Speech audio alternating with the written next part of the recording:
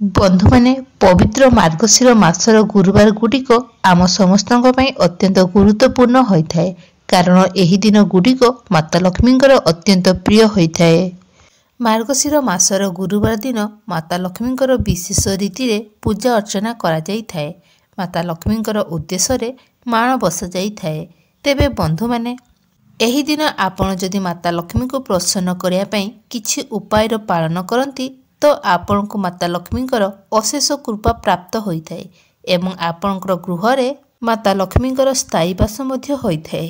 तेबे बंधु माने आजिर एही वीडियो रे मु आपण को किछि सहज उपाय विषय कहबाकू जाउची जेउ उपाय गुड़िक आपण कोनसी भी दिन रे करि परिबे किंतु जेहेतु यह धन संबंधी उपाय अटे धन वृद्धि करिवार उपाय अटे तेणु एहाकू आपण एही पवित्र मार्गशीर मासर गुरुवार रे करनउछंती तो आपणकू यह अधिक शुभफल प्रदान करिपारिबो। तेबे बंधु माने आजिर एही वीडियो रे मु आपणकू गुजराती सह जड़ित किछि उपाय विषय कहिबी जहा आपणकर आर्थिक समस्या को सबुदिन पई दूर करिबारे आपणकू सहाय्य करिवो। आपणको गृह रे माता लक्ष्मी को स्थायी वास हेबा सहित आपणको गृह रे धन धान्य सुख समृद्धि रे मध्य वृद्धि हबो।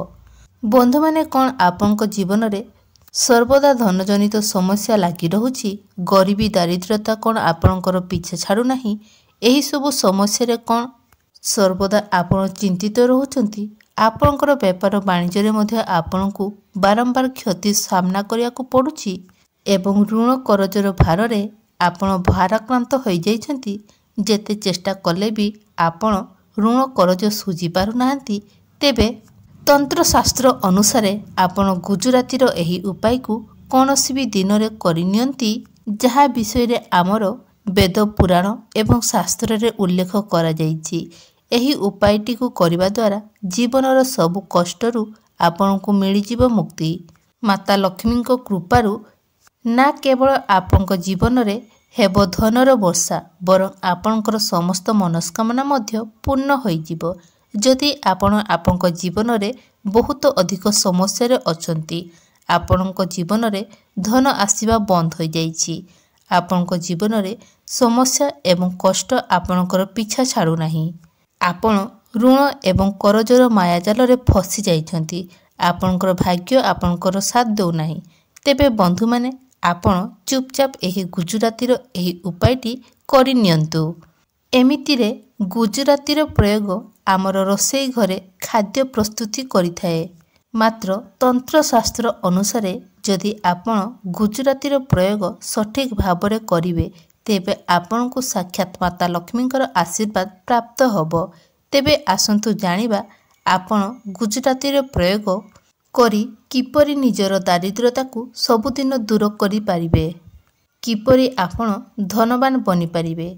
तो बंधु माने गुजराती को शुक्र ग्रहंकर कारक बोली माना जाई थाए एवं शुक्र ग्रहंकर नियंत्रण माता लक्ष्मी को हाथ रे रही थाए एवं ज्योतिष शास्त्र रे यह उल्लेख रही जे जो व्यक्ति को शुक्र ग्रह साथ दे थाए अर्थात जो व्यक्ति कुंडली रे शुक्र ग्रह मजबूत स्थिति रे थांती सही व्यक्ति उपरे साक्षात माता लक्ष्मी आशीर्वाद रही थाए एवं माता लक्ष्मी कृपारू ना केवल सही व्यक्ति को गरीबी एवं दारिद्रतार मुक्ति मिली थाए बरं सही व्यक्ति को कोटिपति हेबारु मध्य केही अटकाई पारि न थांती। तेबे तंत्र शास्त्र अनुଯାयी जदि आपण एही गुजरातीर उपाय को सठिक भावरे करनियंती तेबे आपनक जीवन रे केबे भी धनर अभाव रहिबो नाही। माना जाइथाय जे एही गुजरातीर प्रयोग जणे व्यक्तिंक जीवन को बदलाई देई पारे। तेबे आसंतु जानिबा गुजरातीर चमत्कारी उपाय विषय रे। तेबे प्रथम उपायटी होची शुक्र ग्रहंको बा शुक्र ग्रह आपनक कुंडली रे मजबूत बनैबार उपाय। तेबे मु आपनको आरंभरू कहि सारिछि जे जो व्यक्तिंकर कुंडली रे शुक्र ग्रह मजबूत थांती सही व्यक्तिंकु साक्षात माता लक्ष्मींकर आशीर्वाद प्राप्त होइथाय एवं थरे जदि आपण को माता लक्ष्मींकर विशेष कृपा प्राप्त हो जाए तेबे आपण को कोटिपति बनैबारे केही भी अटकाई पारिबे नाही। आपनक जीवन रे आपण केबे भी धनर अभाव अनुभव करिवे नाही।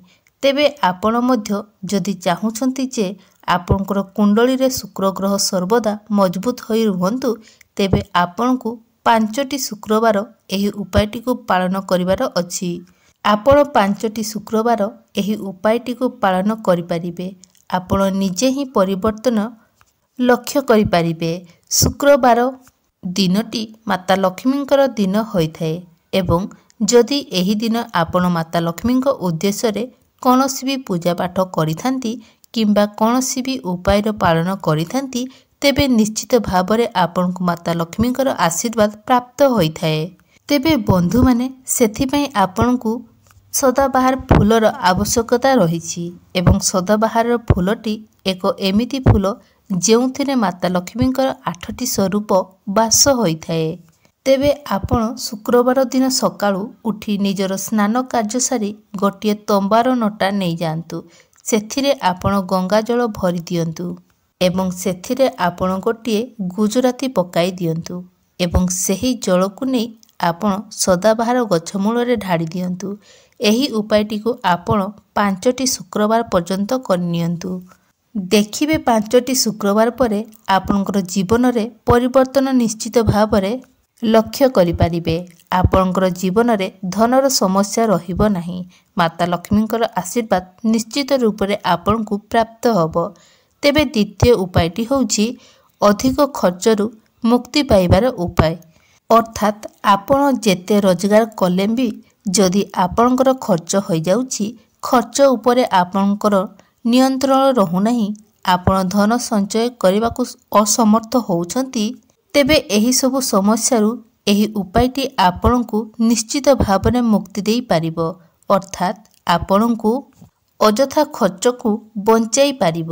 ଏହି ଉପାୟଟି କରିବା ପରେ ଆପଣଙ୍କର ଧନର ଆୟ ବୃଦ୍ଧି ହେବା ସହିତ ଆପଣଙ୍କର ଖର୍ଚ୍ଚ ମଧ୍ୟ କମିଯିବ ଏବଂ ଆପଣ ଧନ ସମ୍ବନ୍ଧୀୟ ବା ଧନ ସଞ୍ଚୟ କରିବାକୁ ସମର୍ଥ ହୋଇପାରିବେ।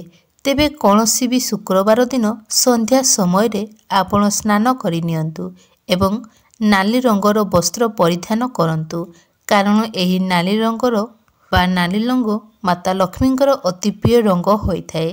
ତେବେ ନାଲି ରଙ୍ଗର ବସ୍ତ୍ର ପରିଧାନ କରି ଆପଣ ନିଜ ଠାକୁର ଘରେ ଯେଉଁଠାରେ ମାତା ଲକ୍ଷ୍ମୀଙ୍କର ପ୍ରତିମା କିମ୍ବା ଫଟୋ ରଖିଛନ୍ତି, ସେହି ଫଟୋ କିମ୍ବା ମୂର୍ତ୍ତି ସାମ୍ନାରେ ଆପଣ ବସିଯାଆନ୍ତୁ ଏବଂ ଗୋଟିଏ ଦୀପ ଜାଳନ୍ତୁ।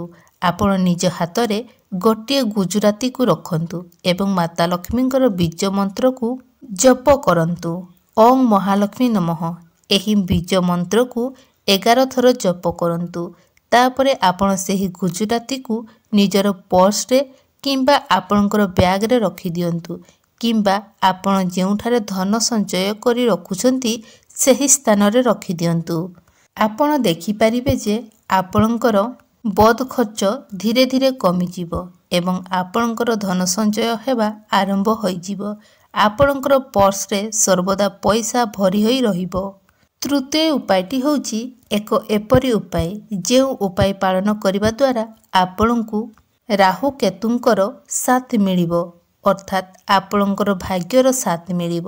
ଏହା ଏକ ଏପରି ଉପାୟଟିଏ ଯାହାକୁ ଯଦି ଆପଣ କରିନିଅନ୍ତି, ତେବେ ଆପଣଙ୍କର ଭାଗ୍ୟ ଚମକି ଉଠିବ। ଭାଗ୍ୟ ସର୍ବଦା ଆପଣଙ୍କର ସାଥ ଦେବ ଏବଂ ଆପଣଙ୍କ ପ୍ରତ୍ୟେକ କ୍ଷେତ୍ରରେ ସଫଳତା ମଧ୍ୟ ମିଳିବ। ତେବେ ଏହି ଉପାୟଟିକୁ ଆପଣଙ୍କୁ ଲଗାତାର 5ଟି ଗୁରୁବାର ପର୍ଯ୍ୟନ୍ତ କରିବାର ଅଛି। ଗୁରୁବାର ଦିନଟି ଭଗବାନ ବିଷ୍ଣୁଙ୍କୁ ସମର୍ପିତ ଅଟେ ଏବଂ ଭଗବାନ ବିଷ୍ଣୁ ମାତା ଲକ୍ଷ୍ମୀଙ୍କର ସ୍ୱାମୀ ଅଟନ୍ତି। ଅର୍ଥାତ୍ ଭଗବାନ ବିଷ୍ଣୁଙ୍କୁ ପ୍ରସନ୍ନ କରିବା ଦ୍ୱାରା ଆପଣଙ୍କୁ ସେମିତିରେ ବି ତ ମାତା ଲକ୍ଷ୍ମୀଙ୍କର ଆଶୀର୍ବାଦ ପ୍ରାପ୍ତ ହୋଇଯିବ। ତେବେ ଗୁରୁବାର ଦିନ ସକାଳୁ ଉଠି ନିଜର ସ୍ନାନ କାର୍ଯ୍ୟ ସାରି ଆପଣ ଗୋଟିଏ ଧଳା ରଙ୍ଗର କପଡ଼ା ନିଅନ୍ତୁ। ସେହି ଧଳା କପଡ଼ା ଉପରେ ଆପଣ ଗୋଟିଏ ମୁଠାଏ ଚାଉଳ ରଖିଦିଅନ୍ତୁ ଏବଂ ତା ଉପରେ ଗୋଟିଏ ଗୁଜୁରାତି ରଖନ୍ତୁ। ତାପରେ ତାହାକୁ ଗୋଟିଏ ପୁଟୁଳି ବନାଇ ଦିଅନ୍ତୁ। ତାପରେ ଏହାକୁ ନେଇ ଆପଣ କୌଣସି ଏକ ମନ୍ଦିରକୁ ଯାଆନ୍ତୁ ଏବଂ ମନ୍ଦିର ବାହାରେ ବସିଥିବା କୌଣସି ବି ଭିକାରୀକୁ ବାନ୍ଧିଥିବା ସେହି ପଟିଳିକୁ ଆପଣ ତାକୁ ଦାନ କରିଦିଅନ୍ତୁ। ଲଗାତାର 5ଟି ଗୁରୁବାର ପର୍ଯ୍ୟନ୍ତ ଆପଣ ଏହି ଉପାୟଟିକୁ ପାଳନ କରନ୍ତୁ। ଏହି ଉପାୟଟି କରିବା ଦ୍ୱାରା ଆପଣଙ୍କର କୁଣ୍ଡଳୀରେ राहु एवं केतुंकर स्थायी भल रही थाए एवं आपणको प्रत्येक क्षेत्र में आपणकर भाग्यर साथ मिलवा सहित प्रत्येक क्षेत्र में आपणको सफलता मध्य मिली थाए। भाग्य आपणकर साथ देवा आरंभ करदेव। तेबे बंधु माने जदि आपण माने चाहुछंती माता लक्ष्मी सहित आपणको भगवान विष्णुंकर मध्य आशीर्वाद प्राप्त हो, कृपा प्राप्त हो, आपणको गृह रे माता लक्ष्मींकर स्थायी वास हो एवं आपणको केबे भी धनजनित समस्यार सम्मुखीन हेबाकु न पड़ू, तेबे एही उपाय को आपण निज जीवन रे निश्चित रूपे पालन करंतु। सेथिपई आपण शुक्रवार दिन गोटिए उपाय निश्चित पालन करंतु एवं प्रत्येक शुक्रवार दिन आपण एहाको पालन करंतु। तेबे शुक्रवार दिन सकाळु संध्या जेकोसी भी समय रे आपण 12टी रुटी बनाई नियंतु एवं प्रत्येक रुटी उपरे गोटिए लेखाए गुजराती रखी दियंतु। सही रुटी को आपण गाय को खाइबा को दियंतु, कारण गोमाता शरीर रे 33 कोटी देवी देवतांकर वास होइथाए। जदि आपण प्रत्येक शुक्रवार दिन एहाकु एक नियम बनाई एही उपायटी को पालन करंती, तेबे आपणको जीवन रे उन्नति हेबा आरंभ होइजिवो एवं आपणको जीवन रे चलीथिबा अनेक गुड़ाए समस्यार अंत होइजिवो। आपण माने जानिछंती भगवान श्रीकृष्ण मध्य गोमातांकर सेवा करुथिले। गोमातांकर सेवा करिबा द्वारा आपणको मध्य अनेक पुण्य प्राप्ति होइथाए। तेबे बंधु माने आपण मानकु जदि मोर एही भिडियोटी भल लागि थाए तेबे भिडियो को लाइक करी चैनल को सब्सक्राइब करी नेबे एवं कमेंट बॉक्स रे भक्ति एवं श्रद्धार सहित जय माँ लक्ष्मी, जय श्री विष्णु निश्चय लिखिबे।